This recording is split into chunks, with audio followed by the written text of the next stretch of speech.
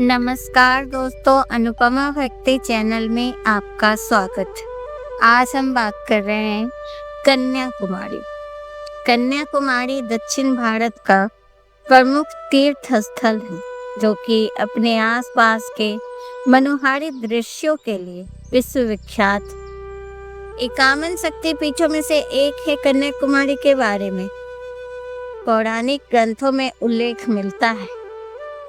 एक बार बानासुर ने घोर तपस्या की। शिव को उसने अपनी तपस्या के बल पर प्रसन्न कर लिया। शिव जी से उसने कहा कि आप मुझे अमरत्व का वरदान दीजिए। शिव जी ने कहा कि कन्याकुमारी के अतिरिक्त तुम सर्वत्र अजय रहोगे। वरदान पाकर बानासुर ने त्रैलोक में घोर बात मचाना आरंभ कर दिया। नर देवता सभी उसके आतंक से त्रस्त हो गए। पीड़ित देवता जब भी संकट में पड़ते तो भगवान विष्णु, ब्रह्मा और शंकर के पास ही जाते, उन्हीं के शरण में। तो भगवान विष्णु की शरण में गए और विष्णु ने उन्हें यज्ञ करने का आदेश दिया। यज्ञ कुंड के ज्ञानमय अग्नि से भगवती दुर्गा अपने एक अंश कन्या रूपी में प्रकट हुई। देवी ने प्रकट होने के बाद शंकर को अपने पति के रूप में प्राप्त करने के लिए समुद्र के तट पर तपस्या की। उनकी तपस्या से प्रसन्न होकर शंकर जी उनसे विवाह करना स्वीकार कर लिया। देवताओं की चिंता हुई कि यदि विवाह हुआ तो बानासुर मरेगा नहीं। देवताओं की प्रार्थना पर देवर्षि नारद ने विवाह के लिए जाते हुए भगवान शंकर को सुचिंद्रम स्थान में इतनी देर रोक लिया कि विवाह का मुहूर्त ही टल गया। शिव वहीं स्थानु रूप में स्थित हो गए। विवाह की समस्त सामग्री समुद्र में बहा दी गई। कहते हैं कि वही रेत के रूप में मिलते हैं। जब आप कन्याकुमारी जाएंगे तो समुद्र के किनारे जो रेत है, कहते हैं वो रेत तो वही विवाह की सामग्री है जो रेत के रूप में मिलते हैं। देवी ने विवाह के लिए तपस्या प्रारंभ कर दी। बानासुर ने देवी के सौंदर्य की प्रशंसा सुनी। वह देवी के पास जाकर उनसे विवाह का हठ करने लगे। वहां देवी से उनका भयंकर युद्ध हुआ। बानासुर मारा गया। कन्याकुमारी वही तीर्थ है। वहां स्थित मंदिर के दक्षिण परंपरा के अनुसार 4 द्वार थे। वर्तमान समय में 3 दरवाजे। एक दरवाजा समुद्र की ओर खुलता था, उसे बंद कर दिया गया। कहा जाता है कि कन्याकुमारी की नाक में हीरे की जो सीख है, उसकी रोशनी इतनी तेज थी कि दूर से आने वाले नाविक ये समझकर कि यहाँ कोई दीपक जल रहा है, तट के लिए इधर आते थे कि तो रास्ते में शिलाएं हैं जिनकी टकरा कर नावें टूट जाती थी। मंदिर के कई द्वारों के भीतर देवी कन्याकुमारी की मूर्ति प्रतिष्ठित है। यह बड़ी भव्य देवी मूर्ति है। दर्शन करते समय आदमी अपने को साक्षात देवी के सम्मुख नतमस्तक समझता है। देवी के एक हाथ में माला है, एक नाक और मुख के ऊपर बड़े बड़े हीरे। प्रातः कल 4 बजे देवी को स्नान कराना, चंदन का लेप चढ़ाया जाता है, तत्पश्चात श्रृंगार किया जाता है। रात्रि की आरती बड़ी मनोहरी होती है। विशेष अवसरों पर देवी का श्रृंगार हीरे जवाहरात से किया जाता है। इनकी पूजा अर्चना केरल के नंबूदरी ब्राह्मण अपनी प्रथा अनुसार करते हैं। निज द्वार के उत्तर और अग्र द्वार के बीच में भद्रकाली का मंदिर है। यह कुमारी की सखी मानी जाती। यह 51 शक्तिपीठों में से एक है। सती का पुष्ट भाग यहाँ गिरा था। मुख्य मंदिर के सामने पाप विनाशनम पुष्करणी है। यह समुद्र तट पर ही एक ऐसी जगह है जहाँ का जल मीठा है। इसे मंडूक तीर्थ कहते हैं। यहाँ लाल और काले रंग की बारीक रेत मिलती है, जिसे यात्री प्रसाद मांगते हैं। कन्याकुमारी नगर में एक और भव्य गणेश मंदिर और काशी विश्वनाथ मंदिर है। चक्र तीर्थ है। अश्विन नवरात्रि में यहाँ विशेष उत्सव आयोजन किया जाता है, जिसमें श्रद्धालु बढ़ चढ़कर भाग लेते हैं।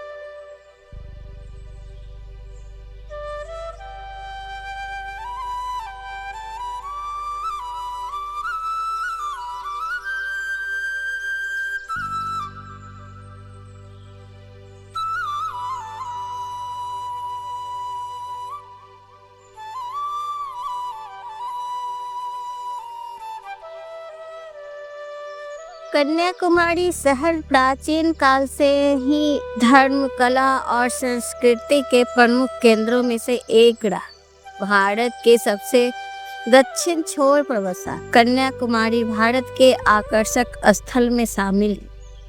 कन्याकुमारी न केवल अपने खूबसूरती पर्यटन स्थलों की वजह से बेहद लोकप्रिय है, बल्कि यहाँ के मान्यता प्राप्त मंदिरों भी तीर्थयात्रियों के बीच बहुत फेमस है। यहाँ लोग दूर दूर से उनके दर्शन करने आते हैं। थामुनमल मंदिर के स्थानुमलनय कोविल के नाम से भी जाना जाता है, जो त्रिदेव ब्रह्मा, विष्णु और शिव को समर्पित पवित्र मंदिर है। इस खूबसूरत मंदिर का पुनर्निर्माण 17वीं शताब्दी में किया गया था और इसके शिलालेख 9वीं शताब्दी में हुई थी। इस मंदिर का एक प्रमुख आकर्षण अलंकार मंडपम क्षेत्र में रखे गए एक ही पत्थर से बने 4 संगीत स्तंभ है। जब आप इस संगीत स्तंभ पर अंगूठा या उंगली रखेंगे तो इससे विभिन्न प्रकार के संगीतमय स्वरों का उत्सर्जन होता है। हर साल इस मंदिर के मनाया जाने वाला रथोत्सव अपने तेम्पम त्योहार हजारों लोगों को आकर्षित करता है। ये मंदिर बहुत ही सुंदर और भव्य है। यहाँ लोग दूर दूर से दर्शन करने आते हैं। और कुमारी अम्मन मंदिर कन्याकुमारी में एक ऐसा स्थान है जिसका कन्याकुमारी में बहुत ही सांस्कृतिक महत्व है। यह भव्य मंदिर समुद्र तट के किनारे स्थित है। यहाँ हजारों पर्यटक दर्शन करने के लिए आते हैं।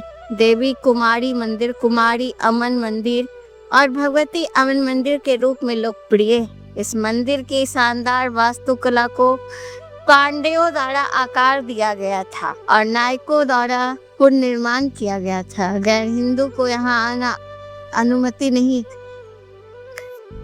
इस मंदिर की कहानी है कि आदिकेश्वरेरू मंदिर की तमिलनाडु के कन्याकुमारी जिले के तिरुपत्तर में स्थित है। कन्याकुमारी में आदिकेश पेरुमल मंदिर भगवान विष्णु को समर्पित है। 108 दिव्य देशों में से एक है। कन्याकुमारी का यह मंदिर शहर के दूर एकांत जगह पर मौजूद है और 3 नदियों अर्थात कोठाई, बहरली, थमीरवनी से घिरा हुआ है। शहर से दूर शांतिपूर्ण वातावरण के साथ यह मंदिर उन लोगों के लिए आदर्श स्थान है जो पूजा करने के लिए एक शांत वातावरण की तलाश में रहते हैं। इस मंदिर के चारों ओर ऐसी शांति है कि आप पास में बहने वाली नदियों को आवाज स्पष्ट रूप से सुन सकते हैं। ये मंदिर बहुत ही सुंदर है। कहते हैं कि कन्याकुमारी में अविवाहित लोग नहीं जा सकते हैं। सन्यासी और ब्रह्मचारी का पालन करने वाले लोग ही मंदिर के द्वार तक जा सकते हैं। वो ऐसा मंदिर है जहाँ पुरुषों को जाना वर्जित है। उनको वहाँ जाने के लिए मनाही, वो वहाँ नहीं जा सकते। कन्याकुमारी माँ दुर्गा के अंश ही मानी जाती है। कन्याकुमारी मंदिर के दर्शन करने से लोग माँ दुर्गा का ही दर्शन करते हैं। ऐसी मान्यता है कि माता पार्वती आज भी शिव की प्रतीक्षा करे और उनकी शादी नहीं हो पाई थी। माता पार्वती शिव से विवाह करने के लिए वहाँ तपस्या कर रही है और इसीलिए वहाँ पुरुषों को जाना वर्जित है। पुरुष लोग वहाँ पे नहीं जा सकते हैं। सिर्फ जो ब्रह्मचारी हैं, ब्रह्मचर्य का पालन करते हैं या अविवाहित पुरुष हैं, वो दरवाजे तक जा सकते हैं, उसके अंदर नहीं जा सकते। कन्याकुमारी मंदिर एक वास्तुकला चमत्कारों से भरा पड़ा है, जो मंदिर निर्माण की द्रविड़ शैली को दर्शाता है। मंदिर के चारों तरफ समुद्र ही समुद्र है। शरीर मंदिर के सबसे पूजनीय पहलू में से एक देवी का कन्याकुमारी की मूर्ति है, जो एक चमकदार रत्न जड़ित नथनी से सुशोभित है।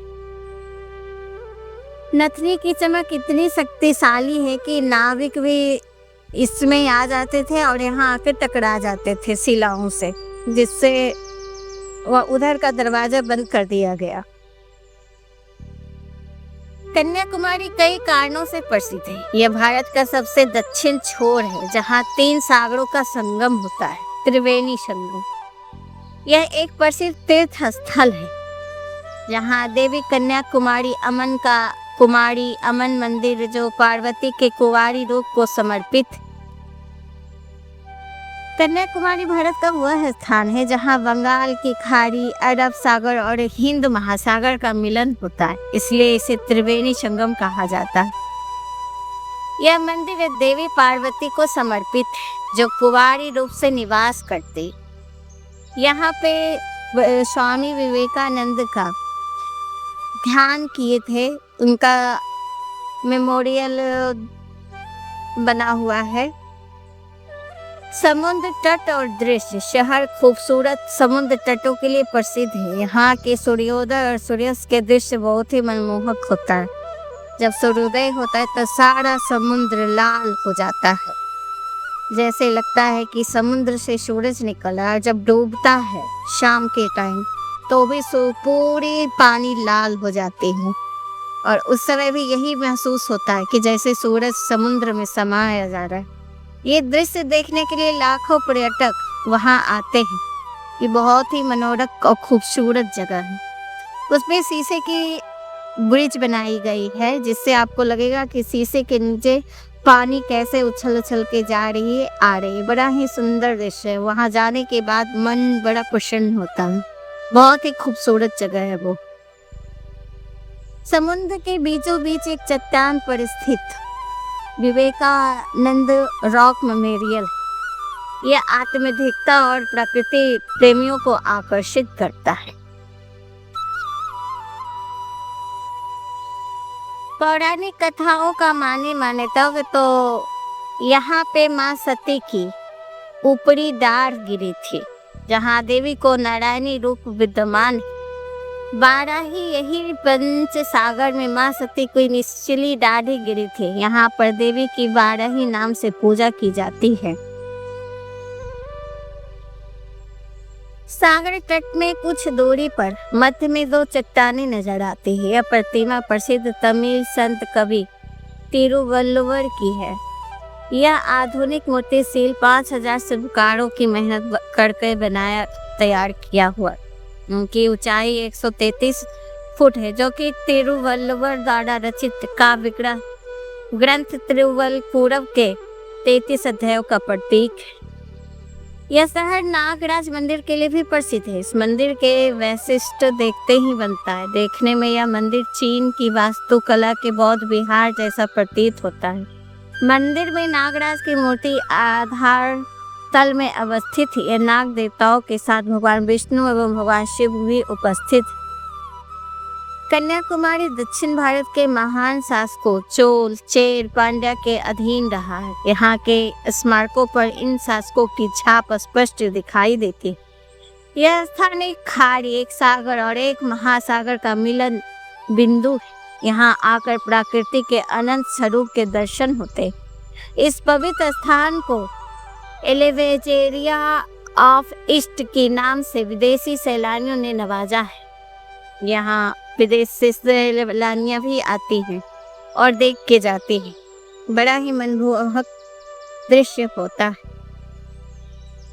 भगवती अमन मंदिर कन्याकुमारी के लक्षद्वीप सागर के तट पर स्थित देवी अमन देवी के रूपों में से एक है, जिन्हें कुमारी भगवती अमन के नाम से भी जाना जाता है।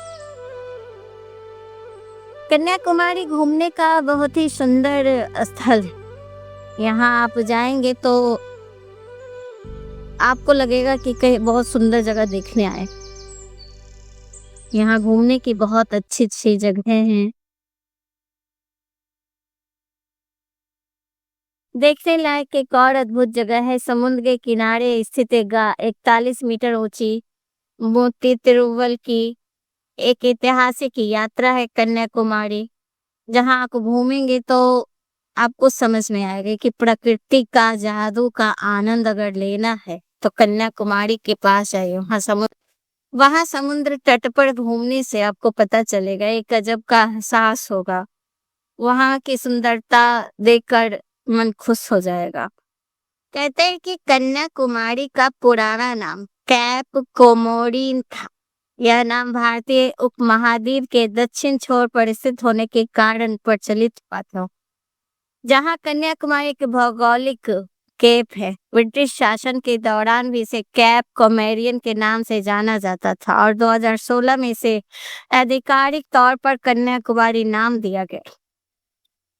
कोमेरियन शब्द का अर्थ है समुद्र में घुसपैठ की गई भूमि या समुद्र में फैला हुआ भूमि का टुकड़ा, जो इस स्थान की भौगोलिक स्थिति को दर्शाता है। कन्याकुमारी का नाम इस क्षेत्र में देवी कन्याकुमारी को समर्पित मंदिर के कारण पड़ा। यह स्वयं देवी पार्वती का स्वरूप, 3 सागरों का संगम, बहुत ही सुंदर मनभावक है। तो दोस्तों, आज की कहानी आपको कैसी लगी हमें जरूर बताइएगा। अगर ये सुनने में आपको अच्छा लगा तो प्लीज हमें सब्सक्राइब कीजिए, लाइक कीजिए, कमेंट करिए और मेरी कहानी सुनने के लिए आपका बहुत बहुत धन्यवाद। नमस्कार।